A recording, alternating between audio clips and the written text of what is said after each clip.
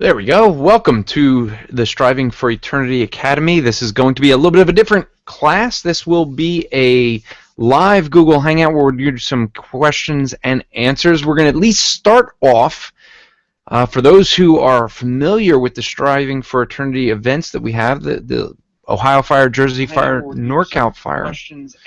It would help if I mute. I will mute that. Love the delay there. Forgot. Technology is great when you know how to use it. But anyway, what we always do, is have a Q&A at each of the events: Ohio Fire, Jersey Fire, and NorCal Fire. And when we have those events, we have a Q&A, and not all of the questions get answered. And so what we're going to do is try to answer some of those that did not get answered. Maybe if there's time, we'll get to some of the other ones that were answered and ask them again. So for those who weren't at Ohio Fire, if you weren't, well, okay, you don't necessarily have to attend one of the Spreading the Fire events to get to heaven, but why take a chance? Just saying. All right, that was a joke for some of you that don't understand humor. All right, so the first question that we didn't get a chance to answer is, and this was to a message that I did. I did a message on biblical reliability. There's actually two of the questions that I'll deal with it. The first one was against the claim that the Bible cannot be trusted because it's written by men, etc., things like that. Can you give a 30-second on-the-street answer? So I'm going to give a 30-second on-the-street answer, and then I'll give a longer answer. On the street, basically, it's really simple to answer that. Men did write the Bible, and so did God. God cannot lie, therefore it can be trusted. I mean, right? I mean, the issue is, and this also avoids the issue of circular reasoning that people try to say, we trust the Bible because the Bible says we can trust it. That's not why we trust the Bible. We trust the Bible because the author, God, cannot lie. Now, people get into the thing of saying, well, how could God be the author and yet men wrote it? And the answer is, God worked through men so that every word that was written was exactly as God intended it. He's God, we're not, and that's how that can work. My Logos almost shut off, just in case I get asked questions where I needed that. And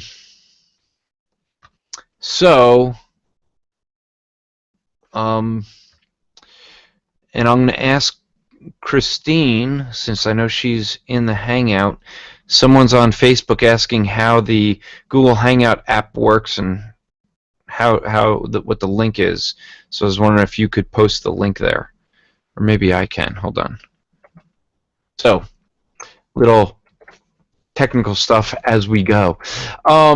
So the longer answer is this: a lot of people think that the Bible can't be trusted because there are different variances that we have in the different copies, and so with that, people think that we can't trust the Bible.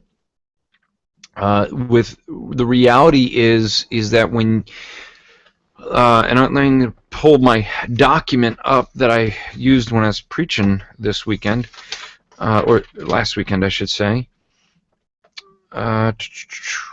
So what you have is people who say we can't trust the Bible, and we're going to have to mute Mike. So hold on, Mike. No offense, we got to mute you. There we go. Well, glad you came in. So here's some numbers for you. Just for people who, and this will be in my next book. This is a chapter in my next book.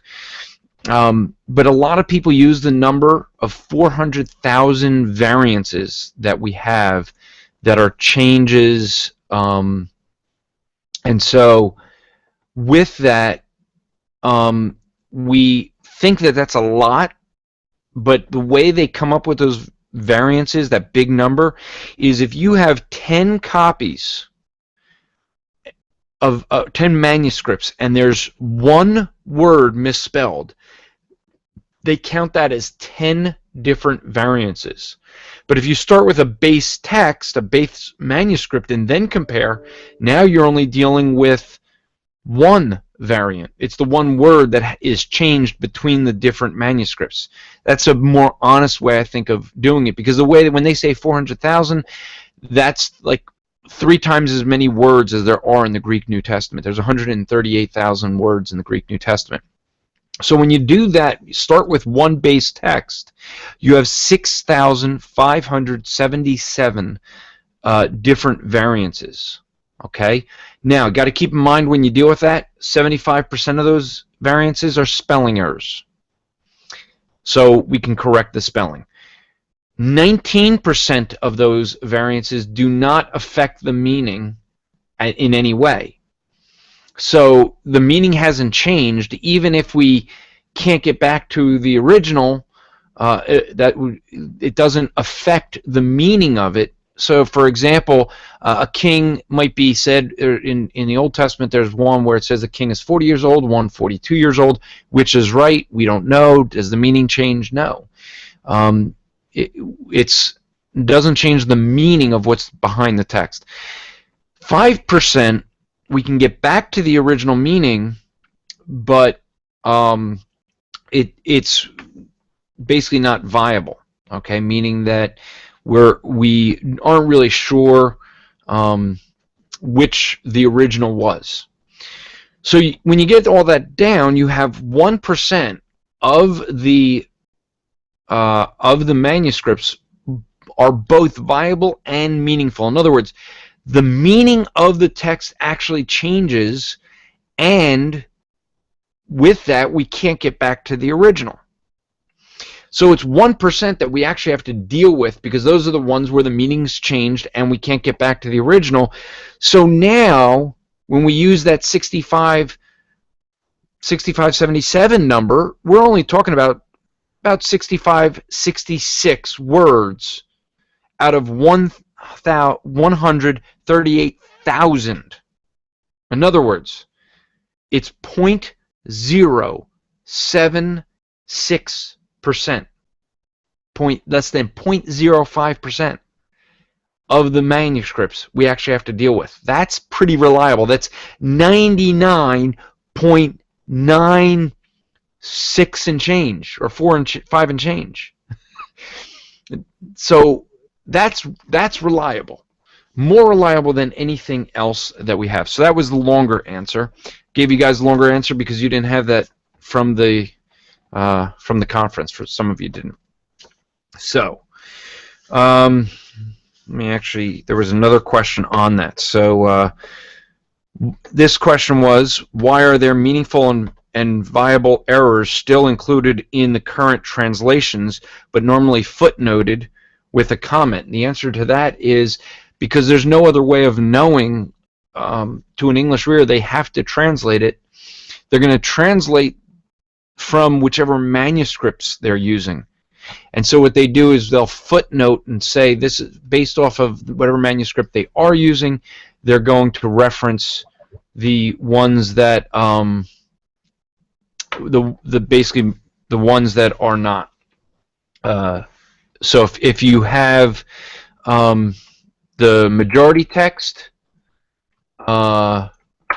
if that's going to be your manuscript, the Textus Receptus, then you would be able to, you can go from there to looking at what the other manuscripts would say and just comment it. So that's why that. See, which other ones didn't we get a chance to get to? Here's one. When witnessing, if the response is positive or there is further interest, what methods do you use to get into contact or transition to discipleship? That's a good question. It's really the question of follow-up, and what do you do for follow-up? That's really, I think, what's at the heart of that question. And the answer there is follow-up can be kind of difficult. If you can get a contact, I typically will give them my email address, because then the ball's in their court. Now, that may be something where some people feel you should try to get their contact information, and you should if you can. If you can get that, we met some people. We were just on the cruise, the Apologetics cruise, and with that we were able to get some contact information from some different people. Some people wouldn't give it, so I gave them mine. Hope that they will keep in touch with me and email me. But what you want to do is, you obviously can't transition to discipleship until they believe the gospel. So you first have to get to the gospel. But if it's positive, you want to try to keep the conversation going. Email, you could look people up on Facebook, things like that if they have that. So that might be a way of keeping the conversation going. Advice. Next question. Advice for other Christians who politely correct/criticize biblical evangelism. Okay, so here becomes the thing. Even in the question has a logical fallacy in it, but we often don't think of it because we agree with what they're saying. When you say biblical evangelism, that's actually a fallacy of poisoning the well, right? Because you're saying that all other styles are not biblical. And so we have to be careful of making statements that will poison the well. So we want to be careful of that. And so with that, I'm going to say that you'd have to first define biblical evangelism. Now, what most people end up saying is they will say that the biblical evangelism is using the law and the gospel. That's how many people understand it. Well, let's be specific then. If we're open-air preaching, or using the law and the gospel, because it could be different. There's people that open air preach and don't use the law and the gospel, but people think it's wrong to open air preach, period. Well, that's not necessarily true. It's not necessarily wrong to be, open air preaching. Now, it depends what you're preaching. That's what I would end up arguing. If someone's preaching an unbiblical message, it's going to be an issue. But you could be preaching the law and the gospel, and people might be saying that it's wrong to do that. I understand that there's many people who think that using the law or open air preaching is just not biblical. What you end up having to do, if you have that happen, the issue to do is really to ask them why. I know I was open air preaching once, and I had someone that was trying to say to me that I shouldn't be preaching the way I was preaching. In other words, you shouldn't be doing open air, and I shouldn't be loud because that's not right.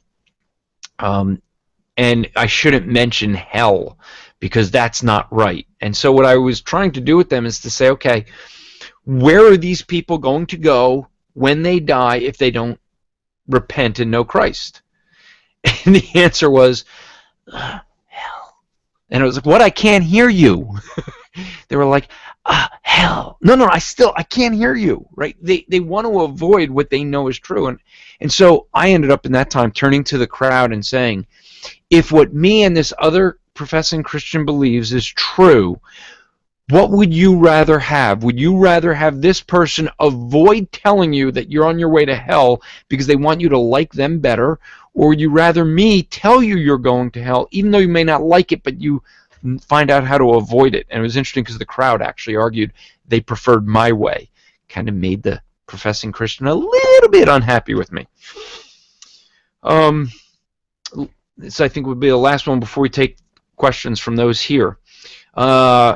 What do you think about using a flip chart like the Test Your IQ test that Ray Comfort uses in street evangelism?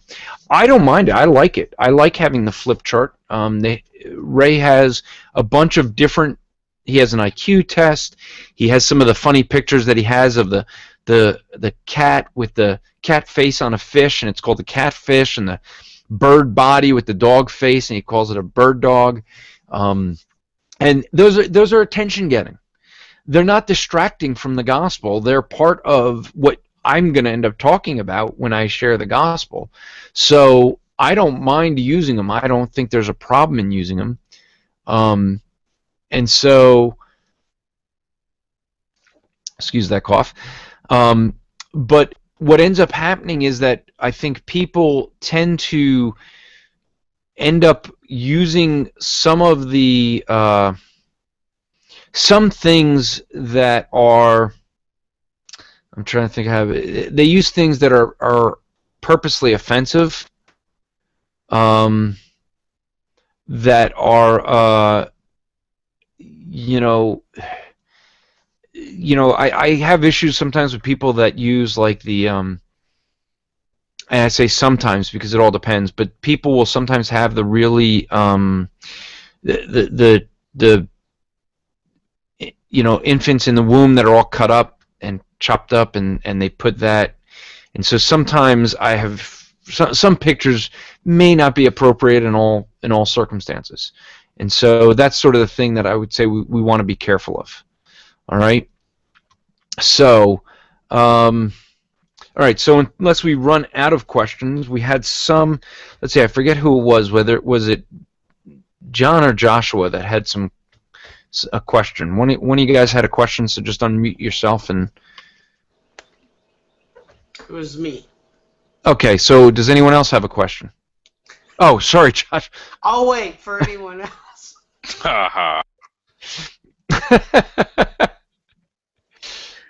All right. I guess we'll let Joshua ask his question. Oh, no, I want to wait now. His question was, how do I have a full set of hair up here and not here? It's because I shave here and not up here. Okay, go ahead, Joshua. What was your question? So I was, not that long ago, I was telling you, Mormons came to the door. So I went out on the porch and opened up the Bible. I read in the King James, because as you know, that's what they use. So I just opened it up and read out of Galatians, Hebrews 1, Galatians 1, and John 1, addressing the issue that they believe in a different God and a different Jesus and a different gospel. And I read a lot of the scripture, and then I questioned them, got them to think about it, and then gave them the gospel. Is there any other ways in which you think I should ask them questions or get them to think about those scriptures, or was it a pretty good approach I had? Or well, it's a tough one, because I think with each person it's kind of an individual thing. Each person is going to be a little bit different, and so there's part of it where there's going to be some go-to things you want to do. I was sharing with you before we went live that I was with the guys from MRM, Mormon Research Ministries.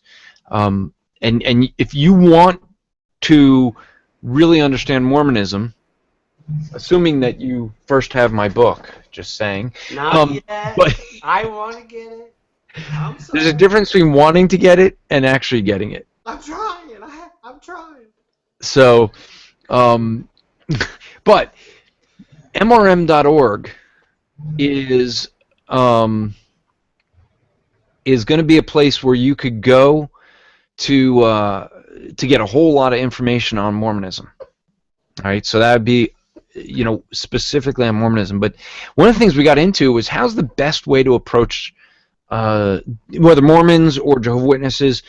There's some that believe in tearing down the foundation. Go after Joseph Smith. Discuss the issues that Joseph Smith had error on and what he got wrong.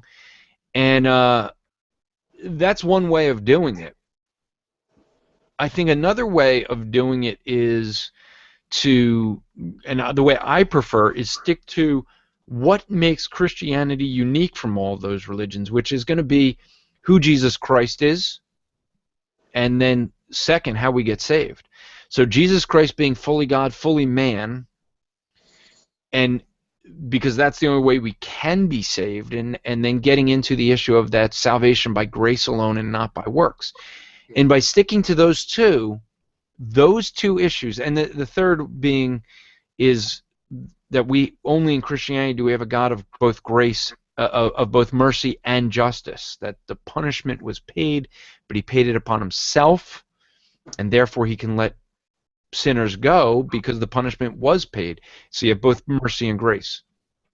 Being fully God, he can pay a fine for multiple people and pay it for all time. So, but being a man, he can pay the fine of men. He had to be a man and live under the law without breaking the law to pay the fine of men. So that's there. And then the third is the fact that only in Christianity you have salvation by grace alone, grace through faith. The issue there is every false religion believes on salvation in some level of by works, whether it's faith plus works, fully by works, whichever way you want to do it. But the idea being is that those three elements, with those three, I can go up against any false religion or cult and compare it to the truth. So I tend to focus in on those three because now I don't have a whole lot that I have to know. I just have to know the scriptures that get me the answers to those three issues. So that's how I tend to approach it. So I don't know if that helps you. Yeah, I mean, that was encouraging. That's what I used with them, and believe it or not, they really listened. Like the last two that came, the two elders that came, the older Okay, guy. now you're laughing. Some people don't understand. You're laughing because the two elders that you're doing in quotes there is because these elders are like 18 and 19 years old. Yeah, I'm on their missions, 2-year mission. Yeah, right. And so the last two that came, the older one was not very happy, and yeah, he never came back. I'm still waiting. These two, the oldest one again, said that they might be back. I mean, they really listened, and he didn't have any answers to what I was saying.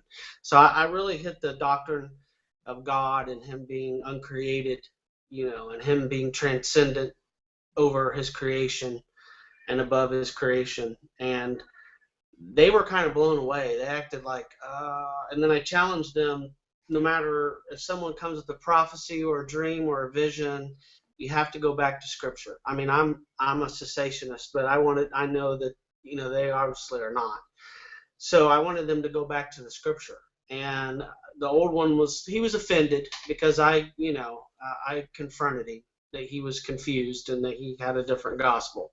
But I told him, I'm like, this is serious business. This depends on our eternity. And I don't know if it's the ones in our area, in the Dayton, Ohio area, but they really try to, or that's just what all of them are taught, and you can answer this, you probably know this, Andrew, talking to these fellows on the cruise. They really try to push grace. I mean, they try to say, well, we believe in grace. We believe that you have to have faith. And so then when I got into justification, they kind of were like a deer in the headlights. Like, justification? What's that? So... Well, one of the things, and I actually did address this with when I did a talk on Jehovah's Witnesses, and the Jehovah's Witnesses are doing something that you end up seeing the Mormons did some years ago and the Catholics before them. The Catholics said that if you believe in justification by faith alone, you're condemned to hell. That makes us different than the Roman Catholics, right? They think they're going to heaven and we're going to hell. That's a pretty big gap. Yeah. Then you had the Mormons, and the book that really came out was How Wide the Divide, where you had a Mormon saying what they believe, and then you had a supposed evangelical saying, "Oh, we agree, we agree." It's like, what? How are you agreeing with that? Like, where is that coming from? But what ends up happening, I think, is there's when you look at the websites for Mormonism, you see them. They went through and kind of cleaned up the website, and Jehovah's Witnesses recently did this too with their new website, and got rid of anything that sounds like it's not Christian, it's not evangelical. So the website, so basically, I found that if someone tells me they're a Latter-day Saint, generally they're going to tell me they're going to use Christian language, and and they're going to make it sound like they're a Christian like me. And George is asking what evangelicals said that. I'd have to go grab the book. Do I have it? I Probably can have look it in my it up. Mormon section. So I'll What's it try to called? grab that for George. But the book was how wide the divide.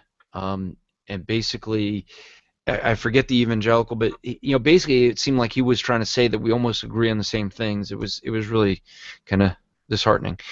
But Jehovah's Witnesses are going through the same thing right now, where they've kind of cleaned up that you don't see works-based salvation on their website anymore, things like that. They've cleaned up. And the irony is that the Mormons said that the church fell away, and Joseph Smith had to restore it.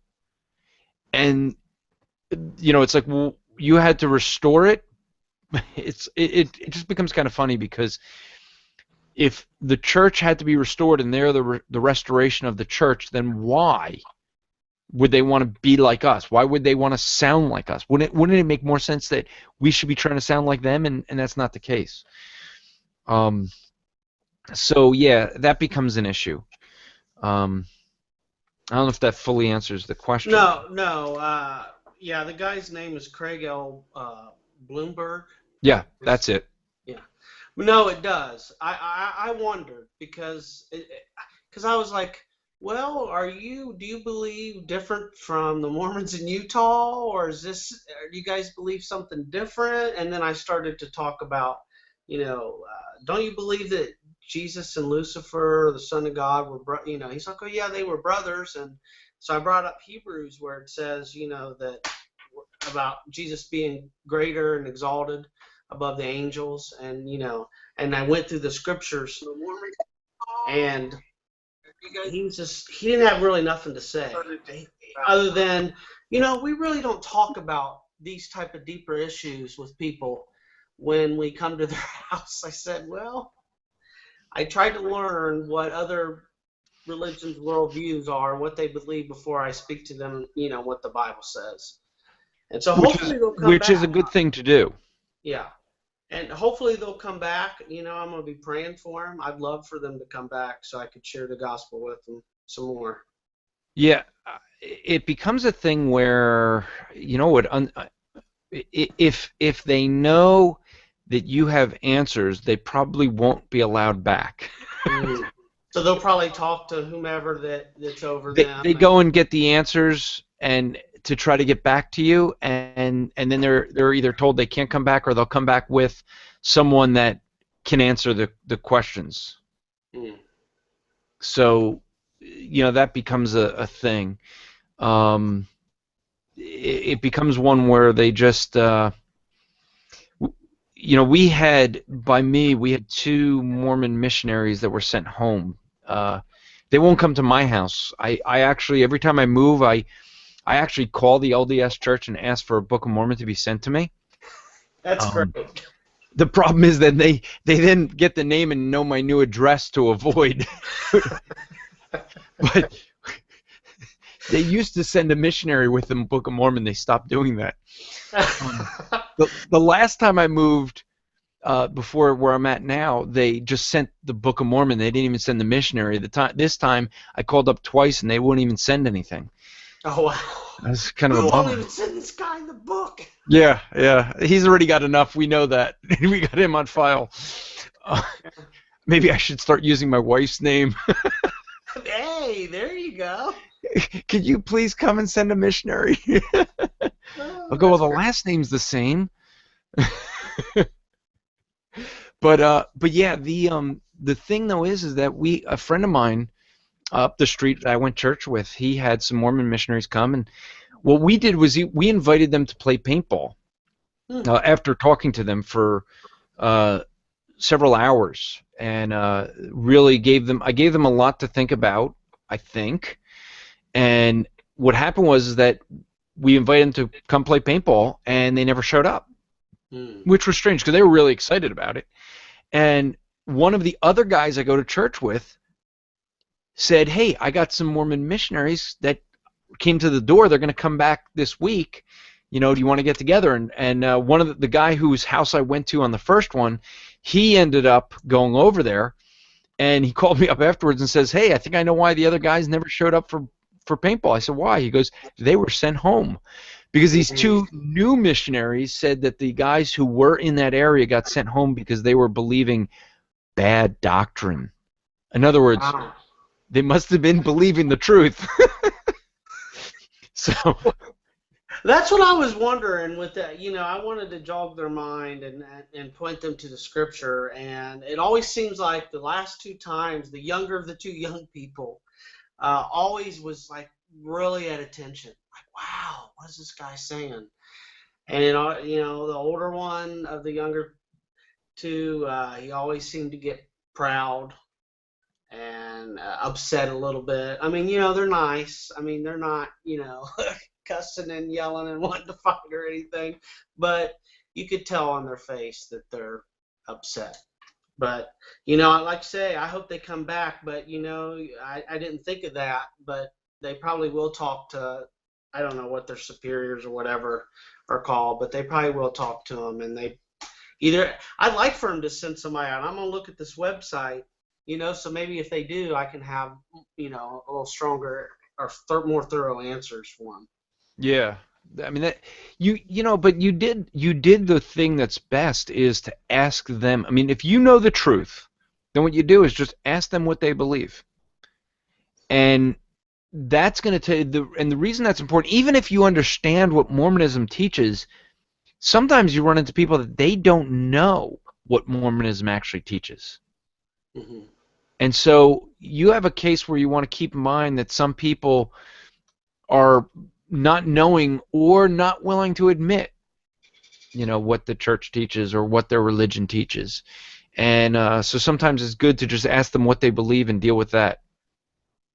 Okay, thank you. All right? So is there anyone else that's in here that who has a question and speaks English and whose mic works? I say it that way because we had one guy that came in and he said he speaks no English, but he typed in an English question. Um, well, he said he understands English but doesn't speak it, to be specific. So maybe, uh, I got a question. sure. And that's Um, John. yeah. I was kind of But curious. I don't see you, John. Well, I'm right here. That's why. Hello? Mm. We should, John. I can take your camera and click it. Oh, but you already did. I already did. I'm already way ahead of you. So anyway, I was wondering. I wasn't there obviously because I live out in Washington State. But I was wondering, is any of the sermons and teachings from Ohio Fire be available for MP3? They will be once I get them. We are Tim, the Bible thumping wingnut, who I know who you know who he is. Um, he and I were talking today, and we may end up. We gotta see where we're gonna. We may release them through Bible thumping wingnut on the podcast. We gotta see the quality, how well they came out, and everything. Okay. But yeah, I mean, I should have them, and hopefully they came out. I haven't gotten them myself yet, so. Okay. Which is kind of funny because the maybe it's because I didn't register for next year's Ohio Fire. What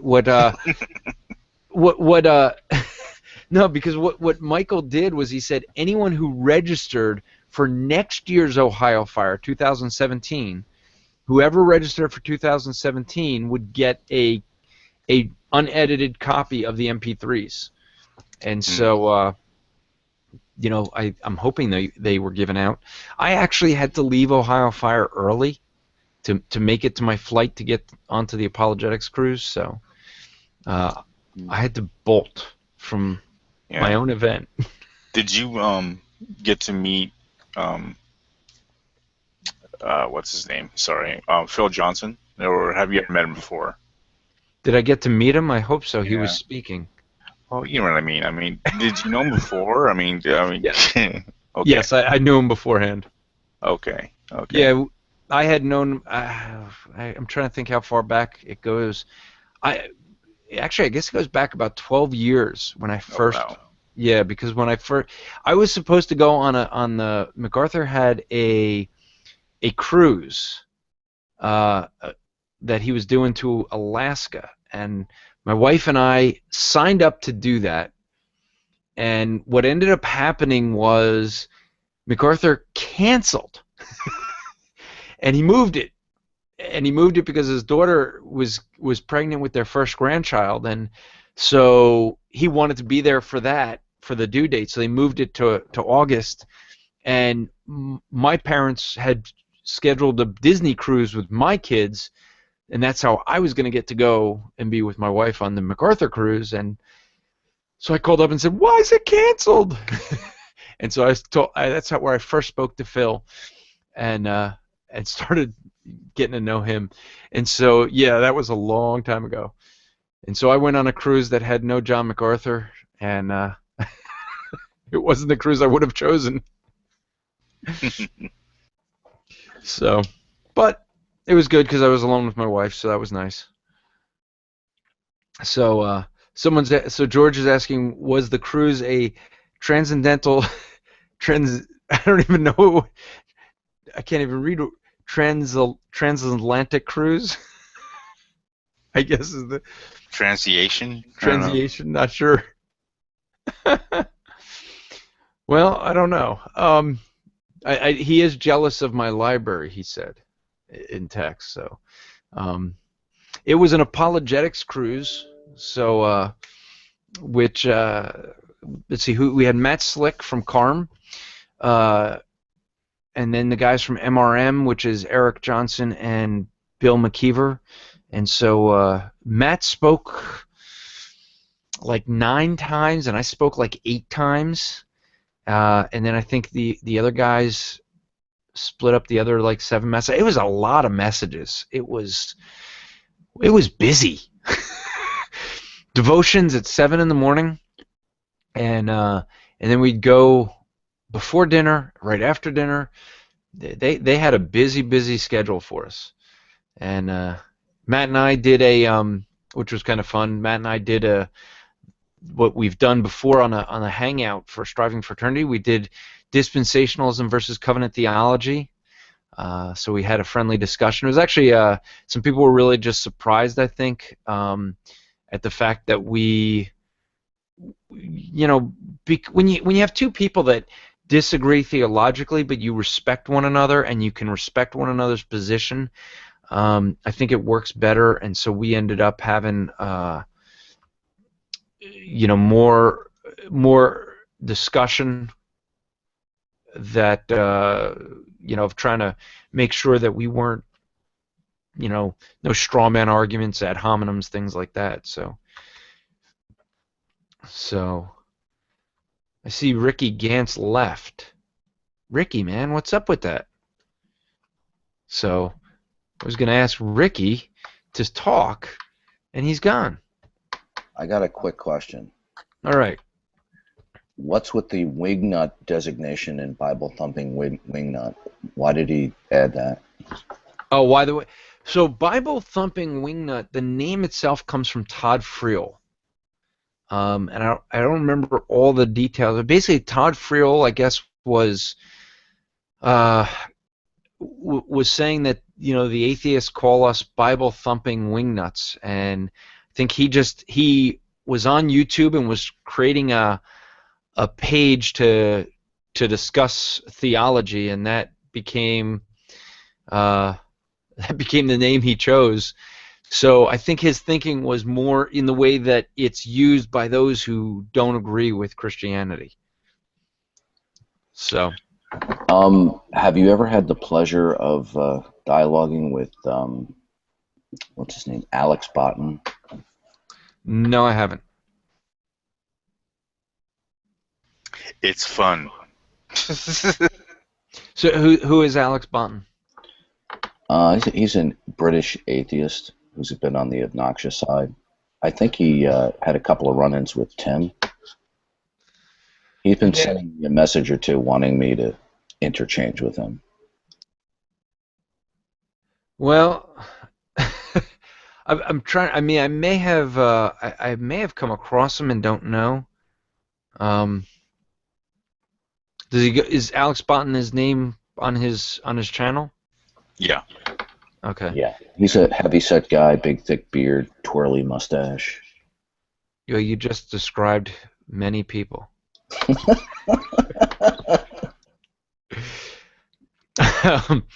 So, but yeah, I don't know. I'd have to look him up and see if I've spoken with him or not. If anyone has a link just to where he's at, drop it in. I'll look up the name. If you have a link to his channel. Yeah, he and Cy 10 got along charmingly well. Really? I'm saying that tongue in cheek. I was assuming so. Yeah, not too many professing atheists get along well with. Oh, I see. Yeah, I don't know that I've dialogued with him.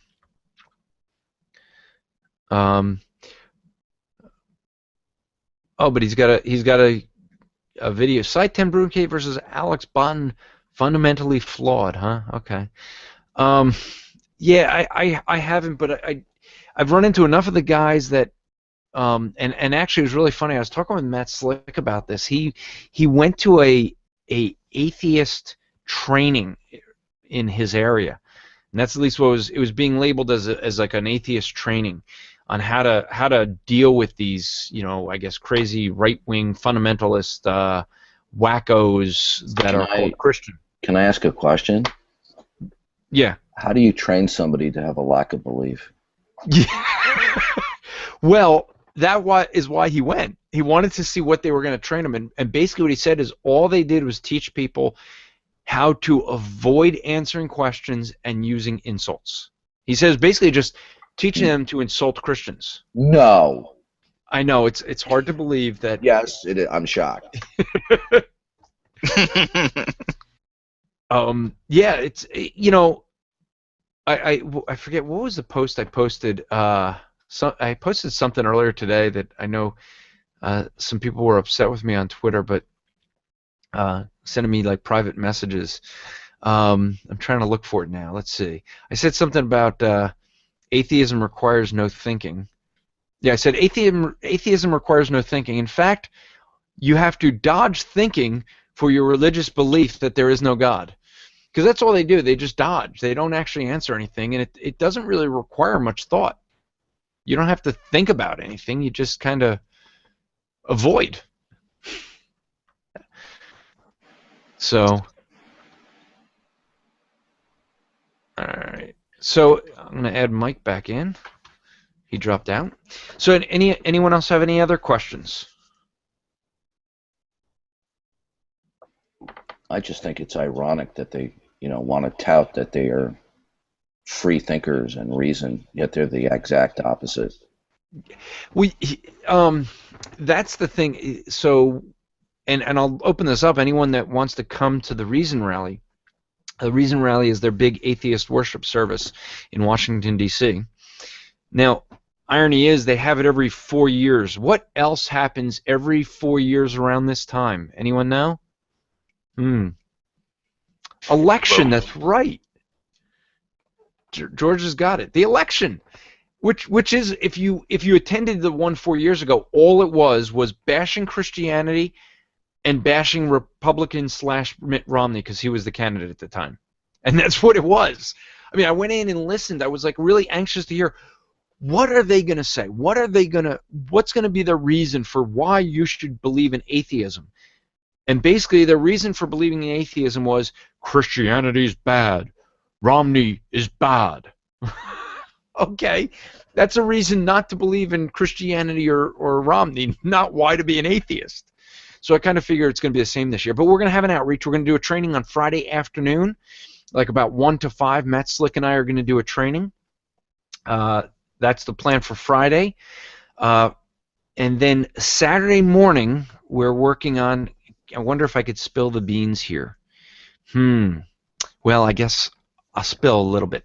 Let's just say somebody who remained nameless but did a movie about abortion, did a feature film or somewhat feature film, it was an hour long, about how to evangelize homosexuals. Huh? Is he a Kiwi? He might be, yes, but he's going to be giving away about 20,000 copies of his new book. Does he like bananas? Well, he sends them to Richard Dawkins anytime Richard is speaking somewhere. So That's he's hilarious. going to be giving away 20,000 copies of his new book and give us some tracts to hand out. We're going to have a prayer rally Saturday morning, and then they're going to be filming for Way of the Master Season 5. Does he consider himself to be a good person? He did at one point, now he doesn't, but now he's got an alien righteousness. Amen. And so they will be showing, I think the goal is to show a premiere of their new film that will be out in a few months. So, and they're going to actually rent out a theater, so that'll be kind of neat. So I do have in right in center of downtown, William Penn. What was the name of it? I forget the name of it. William Penn House, I think it is. I took the last 20 beds that they have, so we can get housing for beds for Friday night. That Friday night for about $50, which in that area is pretty good. And yes, it is men and women. We have 5 beds that are only women, because they have one room that has 10 beds. 5 of them are taken by men. They have one room that has 10 beds, and 5 of them are taken by women. So there's another group there that took up 5 men, 5 women. So we have 5 that we can put in those 2 rooms, and then they have a couple other rooms, smaller sizes. So yes, women can come. We can fill at least 5. What if somebody doesn't identify with either? That becomes an issue. Yeah. Nowadays, I like what someone posted. I think it was Mitchell posted something that said 7 years of Obama, and now we can't tell the difference between male and female. Well, it's funny. I just saw in the news tonight a rapper was doing a performance in the White House. It was either today or yesterday, and during either his performance or while he was there, his ankle bracelet went off. His ankle bracelet what? He was wearing an ankle bracelet. That's the little device they put around your leg so you don't go beyond a certain circumference. Okay, I'm not getting it. Is that you mean they only put that on people who've been convicted of felonies? Okay, that's what I was thinking. So there was a guy that was in the White House that's been arrested. Wow. Yeah, it's on Breitbart.com. Oh wow, that's funny. That's fun. Well, the only way you can get close to this president is if you have a criminal record. That seems to be the case. I don't know. So It's Christine, so funny. I'm putting you down for so that I contact you for I had the delight of chatting with Christopher Mout. I don't know if that Mouty. rings a bell. Yeah, Christopher and I know each other well. We've gotten together. He owes me a dinner. Yeah, I had a chat with him, just asking him, what his atheism was and if he had any good reasons for it. And by the end of the conversation, he was accusing me of interrogating him. Chris is, he's a good guy. I like Chris a lot. He's at least polite.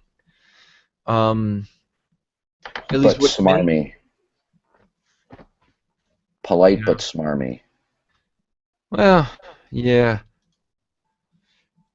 So I want to make sure I give time. Anyone else have some questions? Andrew, if I may, there was a Nikki that I seen left a message in the chat. Oh, did I miss it? Do you want me to read it real quick? Yeah, go for it. It says, I'm in my school library and can't talk, but I have a question. If you have time to address it, that'd be great. If not, that's okay. She wanted to know, is it biblically acceptable for women to open air preach? That question. Yeah, so that actually came up in Ohio Fire, and it was kind of neat because I wasn't sure where each of the speakers were on it. And the first one to go was Thomas White. If you don't know who Thomas White is, Thomas White's the president of Cedarville University. And it was really funny because when we were introducing, I said to folks, I said, no, when I said that Dr. White was going to be speaking, people were like, James White? And I said, no, Thomas White. And they'd be like, oh. And they were let down. And that's only because they never heard Thomas White speak. I said, when you guys get done hearing Thomas White speak, you're all going to be asking, where is his blog? You know, like, or his podcast, because I want to listen to this guy more. And sure enough, that was the question after he got done speaking. Everyone was like, where's his podcast? I need to listen to more from this guy. Because he was just, he was right on. But, and so he ended up answering, I thought, brilliantly, because he agreed with me. But he did, and I really didn't know where he was going to come down, because it was an issue that, you know, I just didn't know his position, and so I was glad to see, you know, he basically had the same position. So the position that both of us have is, you know, I don't see a problem with a woman sharing her testimony. Maybe reading scripture or doing like the good person test, you know, getting up and, you know, she's on a box and just evangelizing the way you would one-to-one. But I have a real issue when it comes to somebody who is going to stand up on a box and they're going to start expounding scripture. Because now I think you've left the realm of, you know, evangelism and got into actually preaching, right? Expounding the Word of God. And so he agreed he didn't think a woman should be expounding the Word of God and explaining its meaning, but sharing her testimony, sharing the gospel, what the gospel message is, you know, fine. And that's where I have where I draw the line. I don't have a problem. I did say, I'm uncomfortable given my preference. Like on my local evangelism team, we don't have any women open air preach. It makes me uncomfortable generally because, well, one, especially in some areas, you know, a woman gets up and it's just all of a sudden you have the guys trying to see if they can, you know, be ruder and things like that. So I generally don't like. I generally just don't like having women open air. Period. But I don't think there's anything unbiblical with them sharing one-to-one, just, you know, on a box and doing like a good person test or sharing their testimony. I have an issue when they start saying, well, this scripture means this.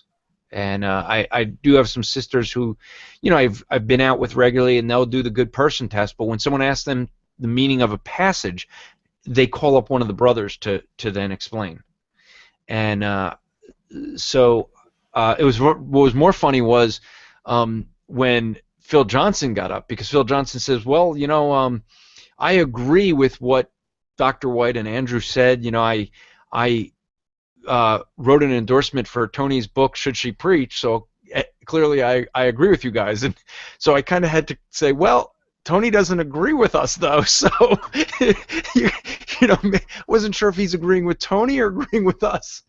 But, you know, Tony wouldn't say that in that book he wrote that a woman shouldn't be up on a box ever, not even to do a good person test or to read scripture or share her testimony. He thinks that getting on the box, you know, that elevation or raising your voice becomes an authoritative type of preaching, and therefore it would always be wrong.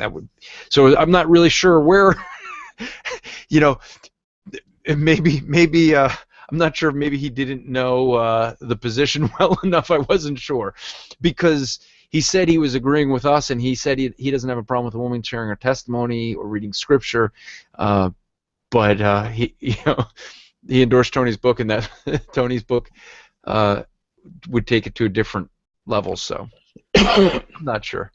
I got a question about the Reason Rally. When you approach people, either in the past or your plans to at the upcoming one, what's your typical type of approach? I think that really depends on trying to build the immediate relation with the person that I'm talking to. I want to, and each person is going to be a little bit different. So, um, it depends if I'm open air preaching at the time or not. If I'm preaching, I'm gonna be maybe saying things different. But if I'm preaching at a Reason rally, I often will bring up the issue of the facts of all the problems there are with evolution, things like that. That's their their doctrine. It's like going after the Mormons, based on their doctrine and addressing where their doctrine, falls short of Scripture. Well, that's what Dawkins says. Huh? That's what Dawkins says. What? In The Blind Watchmaker, he said atheism was tenable before Darwin, but after Darwin, it has provided atheists with intellectual fulfillment. Oh, you guys send me a link to that quote, because there's a guy on Twitter who has really been upset with me because I made the statement that evolution is the dogma of atheism, and he's trying to argue that it's not. So if I can quote from his own prophet, wait, he would say he doesn't have a prophet because he thinks it's not a religion. Andrew, when you refer to Richard Dawkins, at least, be courteous and say peace be upon him. Yeah, we should start. Oh, that would be great. I think I am going to do that from now on. Richard Dawkins, peace be upon him. Yes, when you do that, when you That'd be see great. the looks on atheists' face, it's great. It's priceless. Well, so I've been reading. So this is, for those who don't know, I'm reading from my book, What Do They Believe? I think it's page 2. I actually created this into a meme that I've been putting on Twitter quite a bit, because these guys really got upset with me because I love pointing out that they believe in a religion, and they say, no, we don't believe in a religion. And so then I'll ask them if they find if they find a significance to the creation and or to the beginning of the universe, or see a importance to the significance to the universe, and how that affects our morality, and they'll say that they do, and then I give them the definition from, and you could link to dictionary.com has a similar one. They always want to go to one dictionary, and only one, and it is the international I want to say it's the Webster's International Dictionary, because it's the only one that defines atheism as to believe in no gods. Because any other definition of, or to believe in a god, sorry. Because any other one says something like this, and this is what I have from my book. It says, quote, "It is today commonly," is the definition what a religion is. "It is today commonly used to refer to those beliefs, behaviors, and social institutions that have something to do with the speculations on any and all of the following: the origin, end, and significance of the universe, what happens after death, the existence and wishes of powerful non-human beings such as spirits, ancestors, angels, demons, and gods, and the manner in which all these shape human behavior." End quote. And so I love to point that out, because what that ends up showing is the religious nature of atheism. It does see a significance in the beginning of the universe, and sees the significance of that as affecting, their behavior. Now they say no, and then all I have to do is give the quote, "Good without God." Right? I mean, that's their quote, their tagline. So I don't know how they get around it. Okay, here's you got a pen on you? It's The Blind Watchmaker. Yeah, let me grab a pen. Okay, Blind Watchmaker, and it's page 6. And all you have to do is search for Dawkins, Darwin's, and intellectual fulfillment, and the quote will come up in a number of places. The exact quote is, "Although atheism might have been logically tenable before Darwin, Darwin made it possible to be an intellectually fulfilled atheist." If you have a link to that, drop it in the chat. That'd be good. Sure, it's at the top of the page from, you'll love this site, Talk Origins. Okay. Now I But know. that's just one of many sites that has it. Did Mike? I guess Mike King dropped out. I didn't know if he had a question. He was in earlier. I want to make sure, Vince or Christina, do you guys have any questions? Or anyone else have any questions?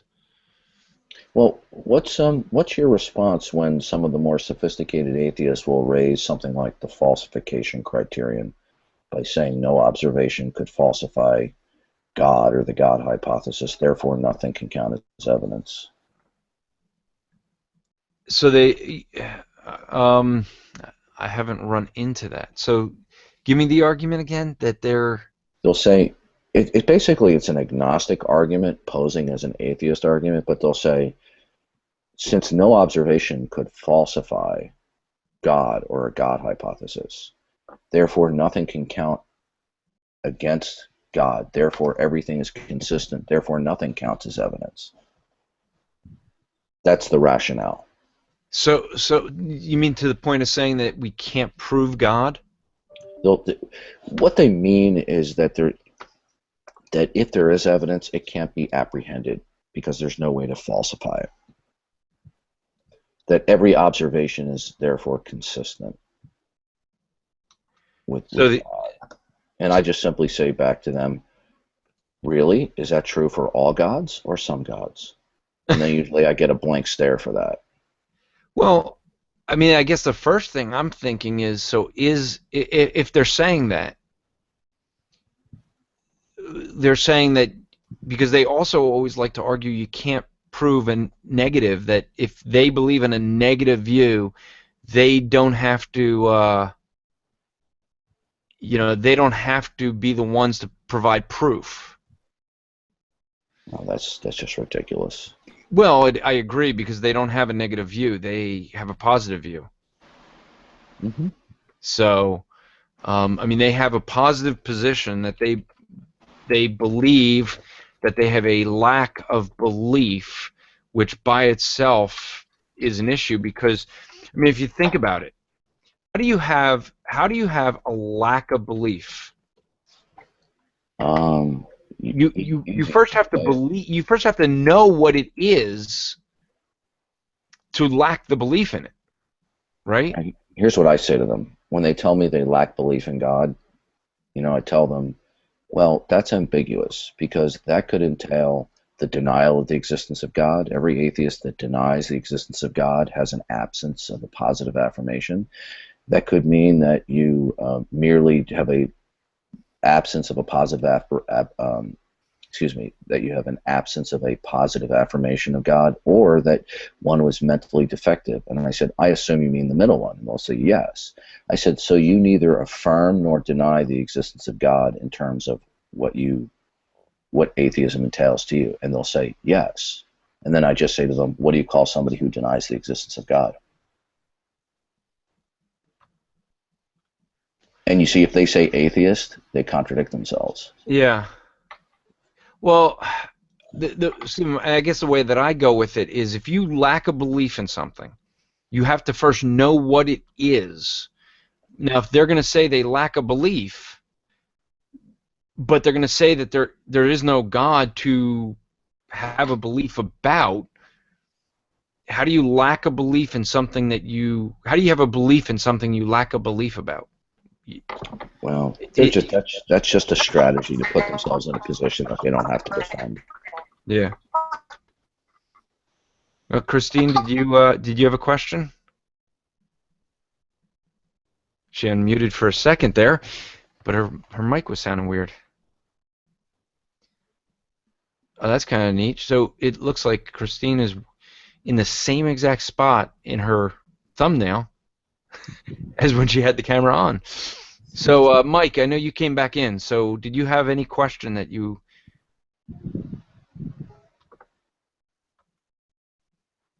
You have to unmute yourself if you have a question.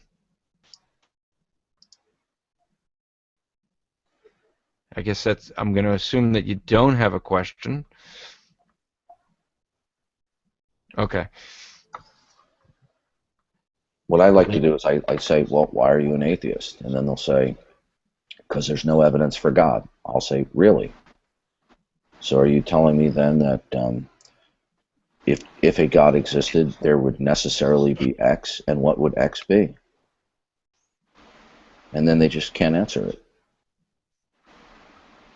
Well, we're going to go for 1 hour, but I'm going to go a little bit longer for folks because we have someone that's random atheist who's here, and he says he's got a question. So, welcome, and you can unmute yourself. So George, who says that? What? Who what's says your- that? I have atheists saying that to me all the time. Hold on, George. Random atheist. What's your first name? I think you and I've talked before, right? Yeah, we have. What's your first name? Random atheist guy. Random atheist guy.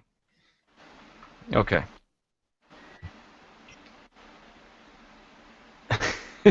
Rag. Yeah. Someone just put random atheist guy with the acronym there is RAG. I don't know if that's really what you want to go by. Well, Random, are you surprised that it's been my general experience that most atheists that I encounter, when I ask them why they're an atheist, they tell me there's no evidence for God? Is that what surprises you?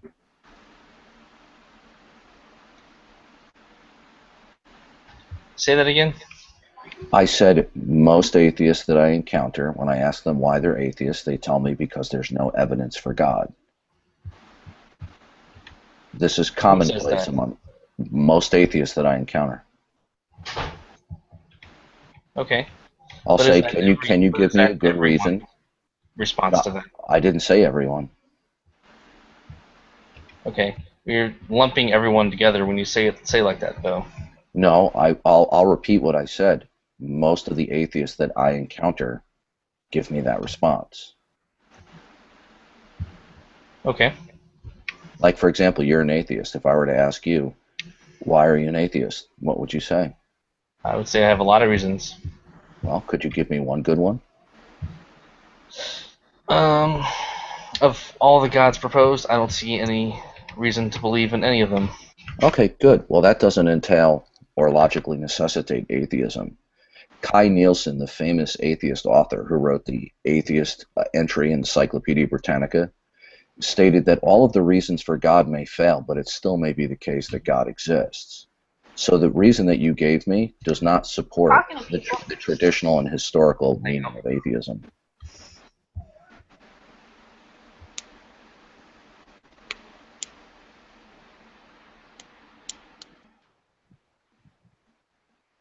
So do you have any other reasons for atheism? Could you repeat that? My wife came in. I said, do you have any other reasons than that? Because that would not logically necessitate the traditional and historical meaning of atheism. Do I need any other? No, you could be an atheist for no reason whatsoever. Not that I think that's the case. So I guess the question that he's asking is, so do you have good reason to believe in atheism? You gave... Whoa. Hold on. I don't believe in atheism. It's not a concept you believe in. Okay, well, You keep mischaracterizing it. All right, okay. so you Over don't... and over again. the hold on a sec, Stanford George. Encyclopedia- George, hold All right, on. sorry. Go ahead. So you don't believe it? It's not something you believe in, no. Okay, so it's not true. Atheism isn't a true or false statement. Okay. Let me ask you this question. It's the response to Okay, good. two questions of, do you believe in X? Okay, good. Does your atheism entail neither the affirmation nor denial of the existence of God? No. Really? Then what does it entail? What would be the third possibility if you neither affirmed nor denied? I'm not affirming or denying it. I'm saying I don't believe it. That's different. Oh, okay. Wait, So hold it. You don't believe it, but you said it's not a belief thing. How could you not believe it? Saying me specifically, when you characterized it before, So you believe in something you don't believe in. No. Well, which is it? Do you believe it or do you not believe it?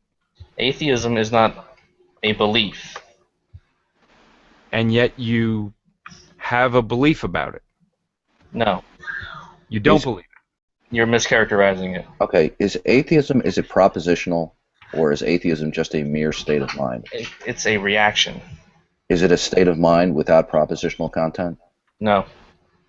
So it's not a state of mind? No. Okay, good. If it's not a state of mind and it's not propositional, what else would it be?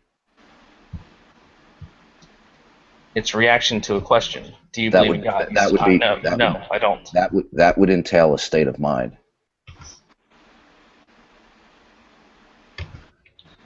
And to Remy in the chat, I didn't say it was. Hold on, wait. Yeah, that's why I use the word if, meaning the on a potential example of what you might say a hypothetical in the future tense. Remy, or past. if you could just read your question to him, so that, or what you said in the chat, because not everyone will have that. Okay, so to those who haven't read it, as a context reads random, comma. If you say it's a knowledge, meaning the opposite of a belief, or a disbelief, but what is in between, I then didn't say it was knowledge. I didn't say you did, as in the word if. Do you need to go back to grade 4 to learn what the word if means? It's a pretext or a pretense. You need to go back to or grade a 1 to hypothetical. learn manners and not be an asshole. You're the one who's Okay, interrupting me and telling me Excuse how me, random. Hold on a second. If you want to get ejected, use language like that. That'll be fine. I'll eject you if you do it again. All right. The So- reality is you cut him off, and then you got upset when he tried to finish a sentence. He's mischaracterizing what I was saying. You're the I one did not. being rude, and you're accusing him of being rude. He didn't mischaracterize you because he said if you believe. You haven't let him finish reading it to answer the question to even say that. You're cutting him off and saying he's mischaracterizing. He says if you say it's a knowledge, then you need to defend that. Okay, so let me get back to what I was saying, and then I'll address what you're saying. The continuation, it is a knowledge, comma, then you need to defend that, because you have not actually said it's a knowledge, nor are you saying it's a belief. So there's not, what is there in between is a question I would like answered, or I'm pretty sure the room would like to have answered by logic. But if you want to go back to definitions, what the word if means, if I were to claim that you were saying or proposing a position of yourself or a knowledge of the world, which you didn't, then that would be a cause for me to say the word because you have, because you are using. But you have not, so I retract as you have not. The word if is in place of, or in condition of, or in tense of future. And so it's a possibility. It's a hypothetical. Because is a claim of knowledge. Because is a claim of historic accuracy. Mathematics. Okay. Anyways, I'm done. Yeah, so, random, would your atheism entail neither the affirmation nor denial of the existence of God? Neither. No, right, so that is what atheism is to you? Yeah, it's simple. I just don't believe it. Okay, good. So you basically have an absence of a positive belief or affirmation, nor do you affirm the denial of the existence of God. Okay? Yes. Random, what do you call somebody who denies the existence of God? I would say probably anti-theist, maybe, but I don't know. No, that's not what an anti-theist is. So you want to try again? What do you call somebody who denies the existence of God? What would you call that then? What the overwhelming majority of dictionaries, encyclopedias, and reference works define as an atheist. Well, that's not how a lot of people define it. So. Well, let me ask you this question. Do you believe in, do you remember the Alice in Wonderland when Alice meets Humpty Dumpty on the wall? And Humpty I didn't read Alice in Okay, well, that doesn't matter. I'll be quick. Alice meets Humpty Dumpty, and Humpty Dumpty gets angry with her, and he says, words mean whatever I want them to mean, no more, no less. So if we're going to start using words in not their common usage, but in proprietary senses, then communication breaks down. You mean like not being able to figure out what's a male and a female? Huh. Where'd that come from? You see, random. That comes from earlier in the conversation, Yeah, but that was a tongue-in-cheek joke. It displays the problem that we have when we try to create an environment where words have no meaning. Yeah, there are three basic positions on the existence Words have of God. usages. Okay, random. There are three basic positions on the existence of God. One can affirm the existence of God, one can deny, and one can remain neutral, such as an agnostic, where you don't know whether or not God does or does not exist. So if it's your position that you neither affirm nor deny the existence of God, then the best word that you should use in order not to be confusion in common parlance is to call yourself an agnostic. Well, I'm agnostic in the fact that I don't know if any God does or does not exist, and I'm atheist as in the fact that I do not believe in any of the proposed gods. But you said it wasn't a belief, so is it a belief or is it not a belief? Concept is not a belief. Okay, but do you understand that all agnostics don't have belief in gods? They don't know. So you are making a distinction with no difference. You are defining what you are as an agnostic, but you're stripping away the label and slapping on atheist. No, I'm not. Okay, could you tell me then, why is it that the overwhelming majority of dictionaries, encyclopedias, and philosophical reference works define atheism as having propositional content where it negates the existence of God or any God? I couldn't tell you why they define it that way. You have no idea. I didn't write the dictionaries. Maybe that's the common usage.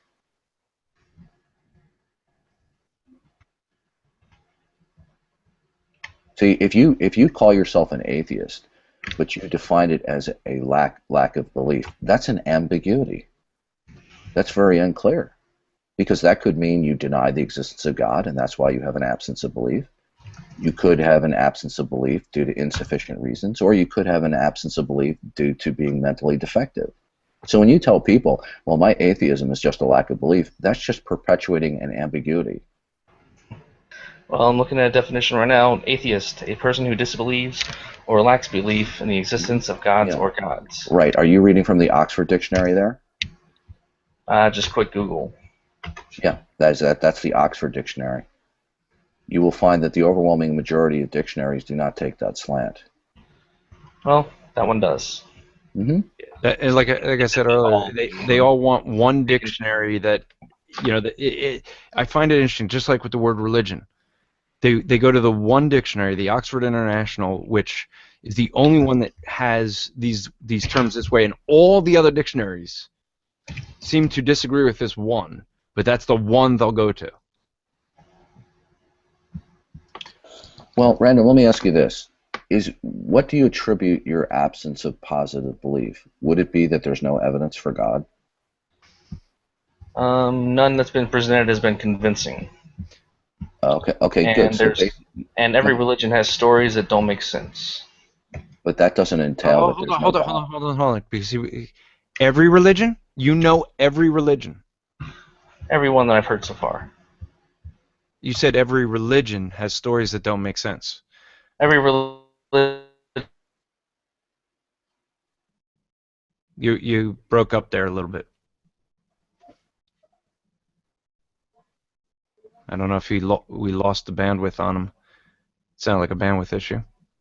But he said every religion has stories that don't make sense, and here would be, if he comes back, maybe, I don't know if he can still hear, but the question I'd have for him is, very simply, what would you expect for a God that can create everything out of nothing to a human mind? Yes, there's going to be things that don't make sense to a human mind because we're smaller. I mean, this is really the issue I think that many have with atheism. They want to be God. They don't like that someone else is. I really think that's a major problem that, you know, those that profess to be atheists have. They don't like that God is God. Well, the last thing he said, and that's too bad he left. Yeah, well, The very, I think the very last thing that he Well, said. let me just before you say I think he left. Oh, he's coming back in. I think he just had some bandwidth problems. So Okay. Well, the very last thing that Random said was responded to and was rebutted by the citation to Kai Nielsen. Kai I'm back. Nielsen. I don't know what happened. Okay. When you said that there's no evidence has been presented to you, or all of the religions about gods don't make any sense. Well, that answer has been rebutted from the words of atheist Kai Nielsen. All of the reasons for God may fail, but it still may be the case that a God exists. So the fact that you are unaware of any good reasons for there to be a God doesn't entail. I'm not unaware of any reason for there to be a God. I said I don't accept or believe. Yeah, okay. but you told your me that- acceptance doesn't make it true or false. Did And I that's- say it did? So, Art, let me ask you this. So you neither affirm nor deny the existence of God. Are you neutral toward the existence of God? Neutral to all the ones that have been proposed. No, I didn't ask you that question. Are you neutral toward the idea Of which that, God? that there might be a God? That there could be? Are you could be, neutral sure. on that? Okay, then why call yourself an atheist when it's Because I don't- commonly understood that atheism entails the denial of the existence of God? It doesn't entail the denial of the existence of God. You don't have to deny to not believe. Like there's another one, dictionary.com. Right. Well, I could read off to you from my computer notepad all of the, Stanford Encyclopedia, Internet Encyclopedia, the Rutledge That's great. Encyclopedia, the Encyclopedia of Philosophy, and I have about 3 or 4 dozen dictionary definitions of atheism, and they overwhelmingly are unified in the concept that atheism entails the denial of the existence of God. You see, I think it's pretty clear to all of us that when we try to change this standard definition of atheism, and there's nothing set in concrete about words, language change, but there may be a psychological reason why to change the definition of atheism from having propositional content to a mere state of mind, because then you don't have to offer any support for that. Well, that's back to the atheist dodge. I mean, that's all that they have is dodging to have, because they don't want to have to give an account for what they believe. And even though Random Atheist is saying he doesn't believe, but he keeps talking about his belief. Random, let me ask you this question. In your view, is the universe evidence of God? Is the universe evidence of God? No. Okay, good. Now, could you tell me how you arrived at that conclusion? Why would it be evidence of God? Well, you just told me it's not. Why would the universe be evidence of God? You didn't just merely say, I don't know whether it is or not. You told me, no, it's not. So how did you arrive at the conclusion that the universe is not evidence of God? Well, first we have to establish which God we're talking about. Well, that's another dodge technique. We're not talking about any No. persona. We do have to specify because No, we don't, there because could I be can any give gods you out there. I can give you an operational definition of God. I'll give it right now so we can avoid the dodge. which God? Okay, I will give you an operational definition for God. Okay, God could be defined as an eternal, non-contingent mind that produced the initial conditions of the universe. Okay, So a deistic God. I'm just giving you an operational definition. Okay, that could fit deist conceptions. It could fit theistic conceptions. Okay, now, how did you come to the conclusion that the universe is not evidence of any God? It doesn't appear to be. But that doesn't support your propositional claim. How does it not? Well, then what does it appear to be the result of then? You see, there's three ways that you could support your propositional claim that the universe is not evidence for God. You could, number one, demonstrate no God exists, which you're not going to do. Okay. How do you know that? Okay. Well, because you've already staked out a position that your atheism doesn't entail a proposition. Well, So no, that's- he also stated that there's no evidence for God. He gave his confirmation bias right up front. Right. There's no evidence for God, so he can't give evidence for God, saying unless, well, maybe, I mean, atheism is inconsistent. So yes, maybe he could. Okay, so when you say there's no evidence for God, let me ask you this: what would the Andrew, you're evidence not for God? consistent. Okay. Okay, random. Let me ask you this question: since you're confident that there's no evidence for God, could you tell me Well, what? I didn't say What? there wasn't. Well, you I said just there's said the you universe. presented You told evidence me. convincing. I asked you, is the universe evidence for God, and you said no. The universe, in my opinion, is not evidence for God. No. Okay, good. Can you demonstrate that no God exists, thereby necessarily leading to the conclusion that the universe is not a product of God? Can you do that? Can I demonstrate it? Yes. Can you demonstrate that? What Is that- evidence would you want that would demonstrate Okay. it? If you state that the universe is not evidence for God, one way you could do that would be to demonstrate that no God exists, therefore the universe couldn't be a product of God. Can you do that? How can I prove a negative? It's not a negative. Well, the answer is, can you do that? Yes, no, or I don't know. Can you prove a negative? Okay, I asked you Yes. a question. Can you? Well, hold on. Yes, you Sure. can prove a negative. If you make a negative statement, there is no gold in China, and I produce one piece of gold, I've proven it false. So now the question to you is, can you prove it? You're trying to prove a positive here, not a negative. Right. Asking you to prove the positive. Since you assert that the universe is not evidence for God, there are at least two ways that you could do so. The first way would be to demonstrate that there is no God. Now, you're obviously not going to take that option. Now, do you know what did produce the universe? No, I don't. Okay, then on what basis then, since you can't demonstrate there is no God, and you can't demonstrate nor tell us what most likely did produce the universe, then on what basis do you say the universe could not be a product of God? I didn't say it couldn't be a product of God. Yes, you did. You're You changing said this. You're no. changing the argument. I asked you, is the universe evidence of God? You said no. Yeah, that's what you said before, and then you changed it to, could it be a product of God? It's the same thing. No, it isn't. You changed You're your making statement. you're making a distinction with no difference. The creation of God, product of God, same thing. No. You said evidence of God first.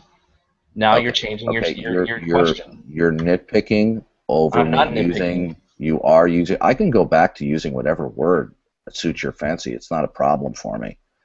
But you asserted that the No, I'm universe just is not not letting you evidence get for away with God. changing words Okay, good. mid-sentence. Okay, good. Okay, hold on. Random. If you're gonna try and pretend that you're gonna be the one to hold people to a standard, then I'm gonna hold you to your own standard. You cannot. Do you What? believe in honesty? Yeah, obviously you don't. Okay, do you believe it's okay to lie about people? What are you getting at? Is that yes or no? What are you getting at? You obviously have something that you're. Yes or no? Okay, I'll give you one more chance to answer. Answer what? He's dodging the question I posed to him. Yeah. I want you to ask the original question and not change it. No, I asked you, is the universe evidence for God? You said no, and I said to you, by what means did you determine that? There's no evidence supporting that it would be. Okay, but that does not necessarily follow that it is the case that it is not evidence for God. What you have just offered us is called the absence of evidence, is evidence of absence. Now, See, do you Is there believe, evidence that it is? okay, do Yeah. you believe, okay, is your argument here the absence of Is evidence? there evidence that it is? Can I finish my statement to you, please? Can I finish? No, you interrupted me. No, you keep interrupting. I mean, if No.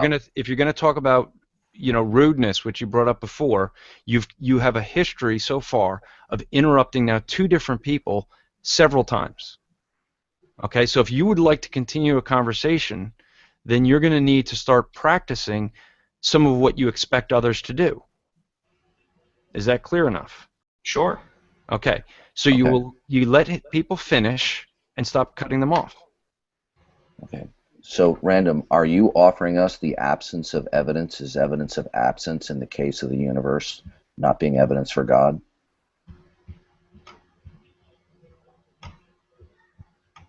Are you finished? Yeah, that was my question.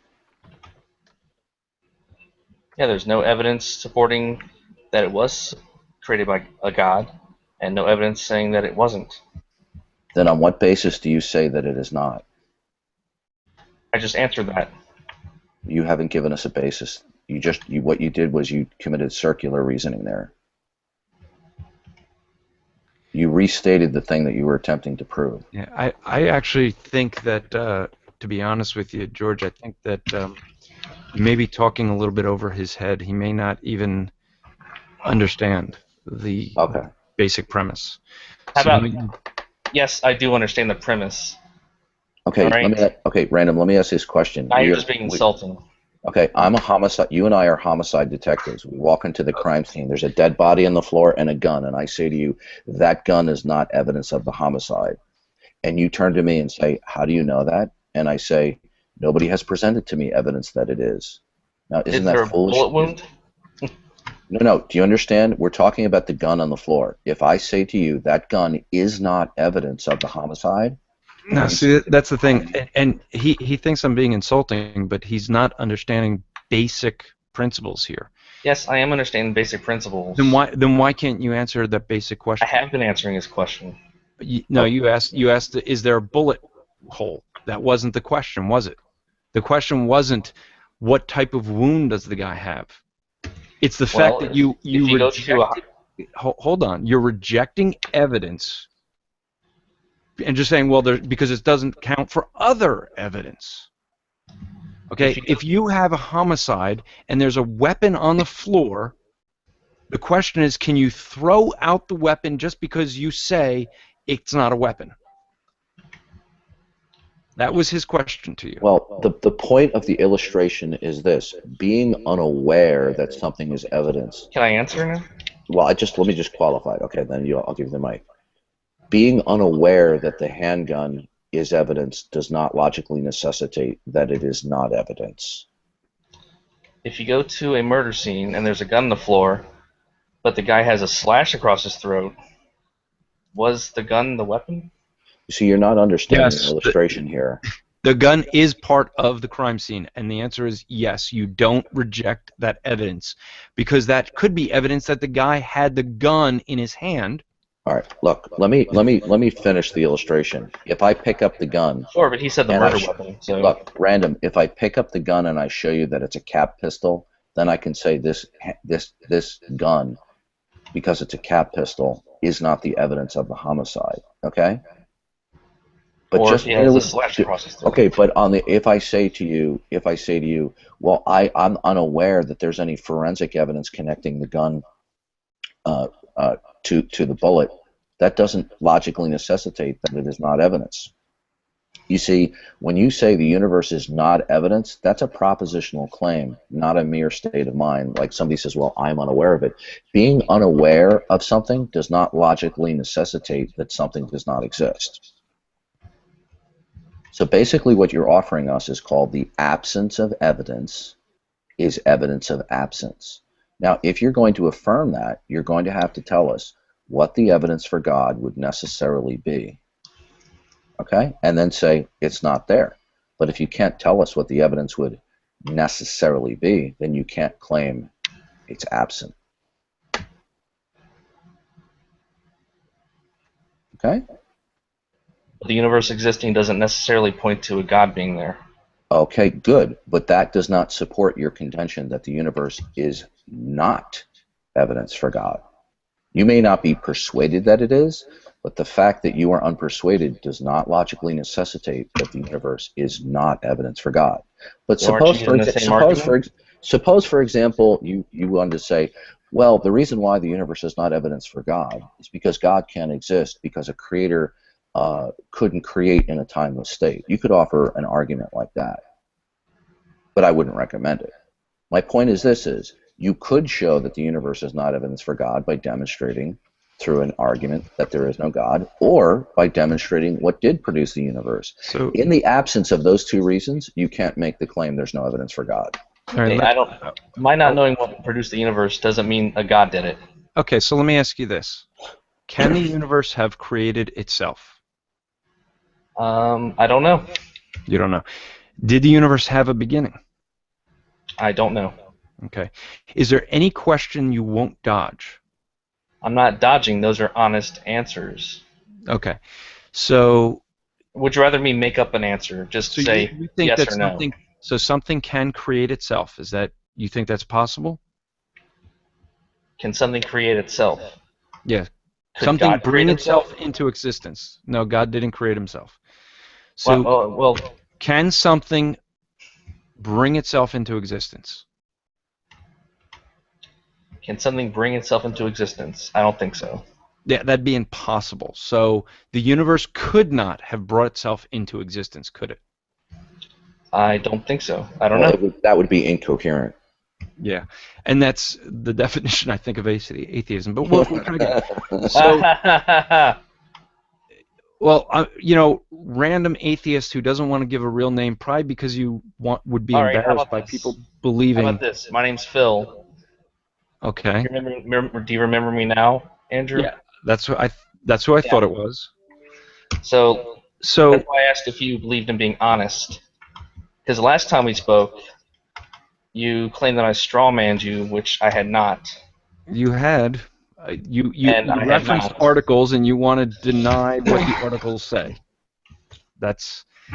You decided you were going to keep going off on that, but so You said I had strawmanned you, and I said I had not. And I showed you that I had not, and yet you still claim that I had. Rather than go back and look and say, oh, my bad.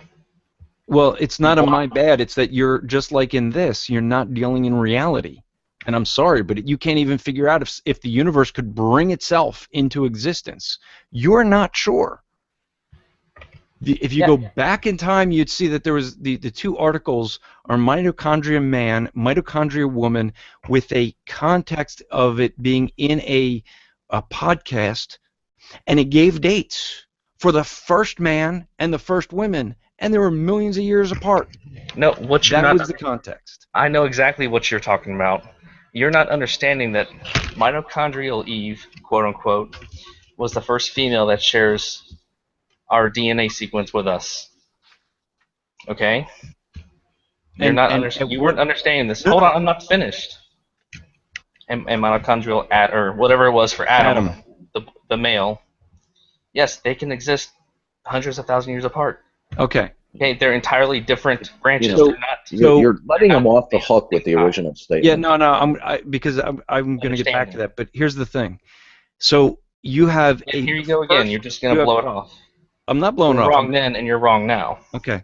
So you've just admitted that the first DNA woman and the first DNA man existed hundreds of years apart, didn't live hundreds of thousands of years, but lived hundreds of thousands of years apart.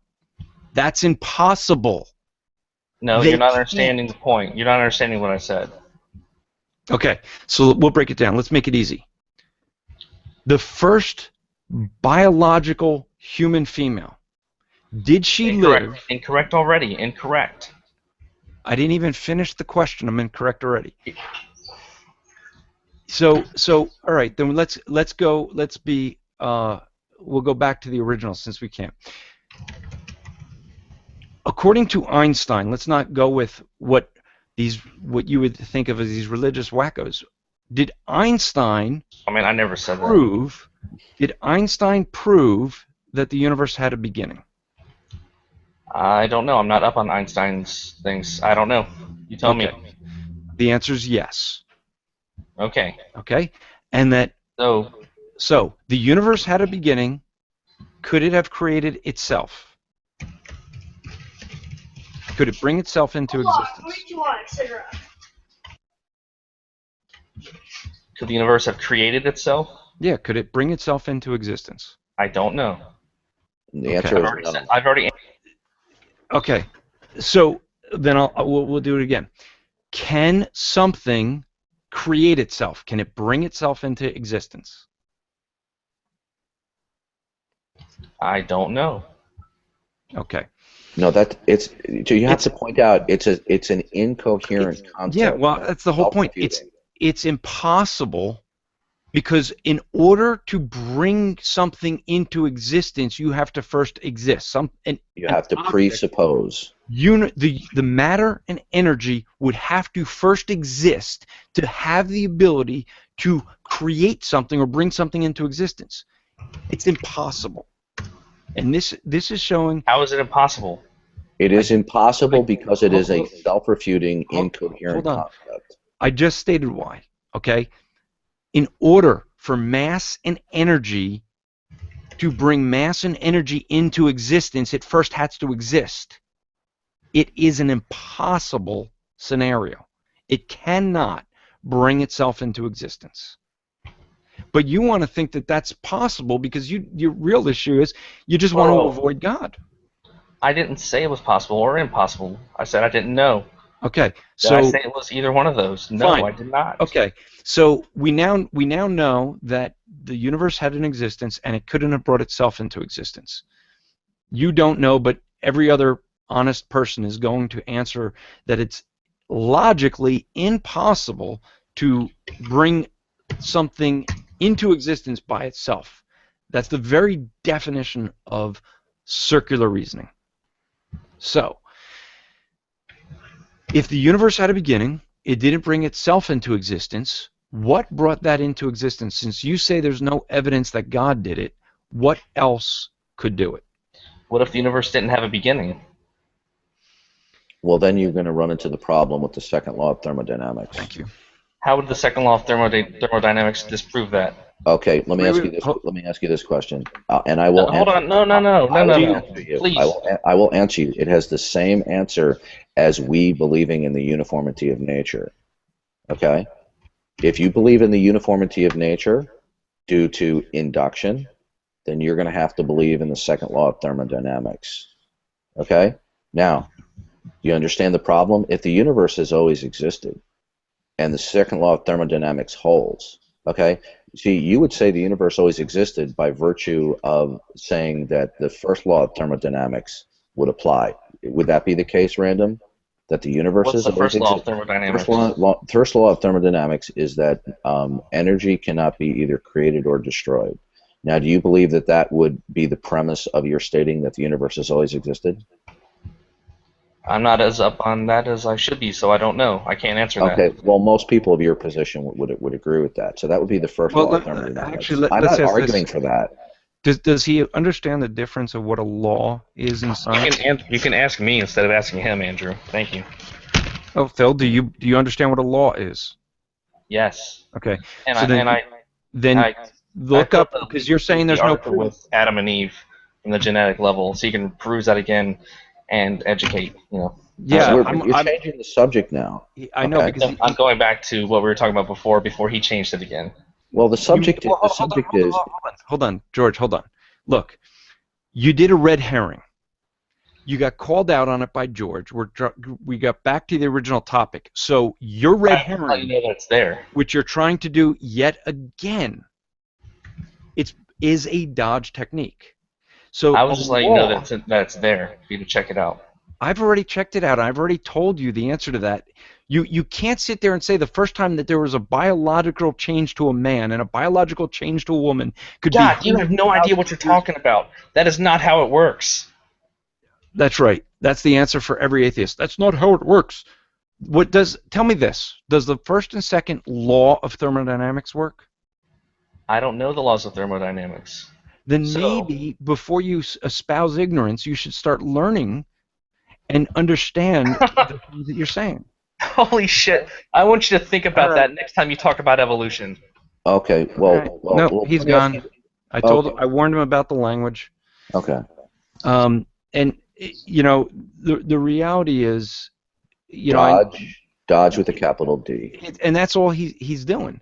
Look, we saw the red herring argument. He's doing the Dillahunty Dodge argument, which, is the atheist technique. This is exactly, actually, George, what I didn't get to finish saying. Like what Matt Slick went to the that atheist training. All they did was teach to insult and dodge, and that's what you just saw. Okay, not surprised at all. To say we don't understand. This is what every atheist argues. If you bring up something, John, no, it's not. No, it's not. I know for certain. Okay, Okay, yeah, so thanks. do I. Yeah, I know who the guy who did it. So, Well, that's Remy. That's because Andrew Andrew is extremely gracious. I mean, he puts up with me, and he was very gracious with Phil. Okay, and Phil got booted because he just wanted to have a potty mouth. well, I mean, look, I didn't boot him after the first time he did it. I told him if he did it again, that he would. I know you wanted to continue discussing with him, and I understand that, but if I say I'm going to boot someone for their language, I'm going to boot them for their language. But the thing is I know that he contacted me on Twitter and he wanted to get into Bible Thumping Wingnut and have another discussion, and I think that he really wanted to try to get back to mitochondria, Adam and Eve, and argue that I don't understand that look, this is a real simple thing. If you want to believe that speciation creates new kinds of animals, okay, that over time you can get that, at some point you had to have a new genetically created man and female. So you had male and female. They have to be, this is the faith you have to be an atheist. You have to believe that male and female got all of the ability to reproduce at the same time in the same place, all completely having all the proper functionality. And when they looked at this, what's called the mitochondria Adam, the first male, the first human that could be male, and the first human Eve, they were hundreds of thousands of years apart. And my point in his original thing was that it's impossible because for them to be able to sit there and say they couldn't reproduce for hundreds of thousands of years, and he was saying 100,000, I think the real number was 60,000. Well, they say they don't believe in God because there's no evidence. So then why do they believe that random mutations can accrue in a hierarchical manner to produce incredible specified complexity when there's no observation that it can? Correct. So you see, they're guilty of the very thing they condemn God believers and theists and Christians for. There's no observational support for the efficacy of mutations to accrue specified complexity. Yeah, and then if you point that out, they throw the ad hominem as he did by saying that I'm not being honest, or you don't understand evolution. And then it's and the reality is that here we're he's it really is funny because what you saw was he's dodging and not even accept. I mean, how long would it take to accept by looking up what the law of thermodynamics? This isn't something that some Christian got from the Bible. We didn't get the definition there. You see, what he dodged was he made a propositional statement. The universe is not evidence for God. Not, I'm unaware of it. Correct. Okay, and so say, okay, can you show that God does not exist? No, he wouldn't go there. Can you demonstrate to me what did produce the universe? No. Then what is the rational basis for your statement the universe is not evidence for God? What is he going to say? I'm just not aware of it? That doesn't logically necessitate the conclusion there's not evidence for God. This is actually, I think, what you end up seeing if you go through the timeline. We'll use him as an example, but if you go through the timeline, you end up seeing that here you have someone who, the first time I spoke to him on Bible Thumping Wingnut, very, very polite conversation, sent him a MacArthur Study Bible, and so he could read the Bible. He came from a Christian home, and it was a polite conversation. But over the course of the last year plus, I think it might even be 2 years, hanging out and being engaged in the atheist realm, now you see it's no longer a polite conversation. You hear the anger, you hear the demeaning tone, and you even see a little bit of the playing of the victim card, because when I'm trying to give grace by saying maybe he's not understanding your words, because, quite frankly, no offense, George, but a lot of people have trouble because you're speaking at a higher level than many people understand. You're making points that many people just All right, don't. I'm leaving. I'm leaving. Bye. But the point being is I'm giving the grace by saying maybe he's not understanding the point. He thinks that's a slam. It's like, oh, I understand. Well, if you understand, then why not answer the question? I mean, he didn't. You asked the question with the weapon, and it's like, I think it's Jim Wallace, who was a homicide detective for 20 years. I think he words it this way. He says, if I walked into a room and I see a dead man on the ground, and someone tells me that the guy who did it's not black, go find somebody, go find who did it. You can't do that because you just eliminated a possible suspect, not based on anything, on any evidence, but just a conclusion. I don't want this to be done by a black person, therefore the victim or the perpetrator is not black. What you saw was just classic irrationality. He was not being rational. And by the way, I wasn't asking him gotcha questions. I'm asking him clear and straightforward questions about what he believes. Okay, you don't have a belief in God. God, why? Is it because there's no evidence? That's right, there's no evidence for God. Good. How did you come to that conclusion? Well, I mean, the thing that was funny was he's saying it's not a belief. But then throughout the rest of the conversation, he talks about what he believes. Yeah. And this is the thing. I think a lot of these guys are trying so hard to dodge that they can't have honest discussion. And I don't know, George, if you saw, I know Vincent, who's here, I know he saw this. But when Tim and I were on the Bible Thumping Wingnut, we spent 50 minutes doing nothing but what the atheists do. We were dodging. And they were so frustrated. They were calling us all kinds of names and saying how dishonest we were because we wouldn't answer. And all we were doing was, oh, I'm not making a claim here. We said, prove to us that evolution is true. And with everything they said, we said, that's not convincing. I'm not convinced. I don't believe that. I don't know if it's the right definition. I'm not making any claims. I don't have to prove anything. I have no burden of proof. I'm not making a claim here. We just did that over and over and over. And that drove them nuts. I was there too. That was so much fun. and you know what you'll find is that when you're in a room where there's multiple atheists, they're much more proud and much more confident, But when they're one-on-one with an intelligent theist, they don't come across so well.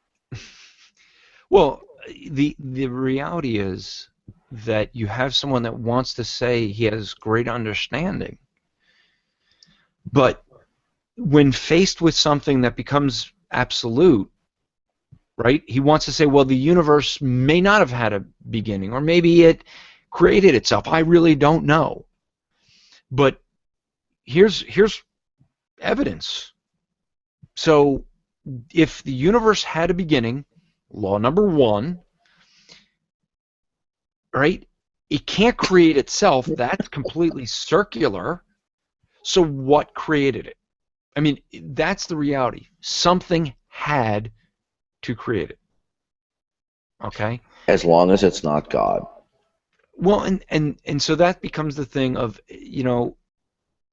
look, we have to realize that there are people who, are just, I'm trying to think how to word this well, but it's basically what you have is you have people who don't recognize that they are having a belief system, because part of the belief system is to deny that there's a belief system. So let's do this. I know we're actually, wow, we're an hour longer than we planned to go, but I'll just, for those who are here, Anyone have any other questions in our Q&A? I can't wait to see what's going to happen on Twitter because I'm sure he's out tweeting right now and saying how I booted him and ejected him. But I think anyone can go and listen. I gave a warning, and he used foul language a second time. But anyone have any other questions? Do you edit it out later on or what? I don't edit. No. So, It'll stay on YouTube. just wondering. I don't mean that conversation. I meant the curse word. Yeah, no, I don't. I don't. It would mean downloading it, and then, and the reality is, I mean, maybe I will have to because of the language, but the thing that ends up happening is that then they accuse you that, oh, you've edited. I got you. Yeah, I was just curious. Makes sense. Yeah. It's just laughable. Most of them, not all of them, want to proclaim that they're free thinkers and champions of reason. And when you just sit down and you try to reason with them, they're anti-reason. Yeah. Yeah. How did you come to the conclusion that the universe was not evidence for God? How did you come to that conclusion? And that is the thing. So what I'll do is I'm gonna take this off of live. Anyone, I didn't say at the beginning.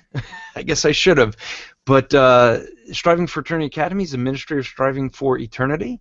It's our weekly classes. Next week, we'll do another Q&A because I'll be at another conference where we'll have a Q&A, and I'm sure I'll have more questions. And I didn't get through all the questions that I had in my cards from Ohio Fire, so we will try to get through all apologize of if them. I took up too much mic time.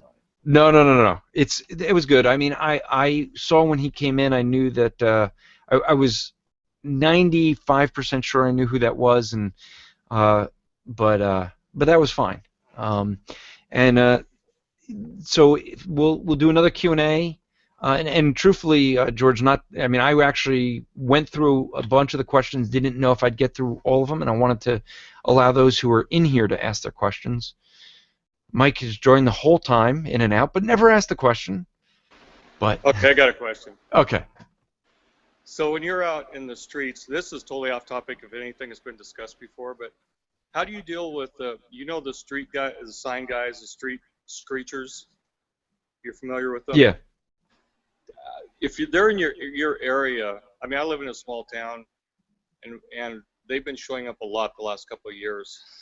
How do you, if they're there and they're creating like the atmosphere that they can generate when they're there, do you still try to minister in the area? Do you just leave? Do you confront them?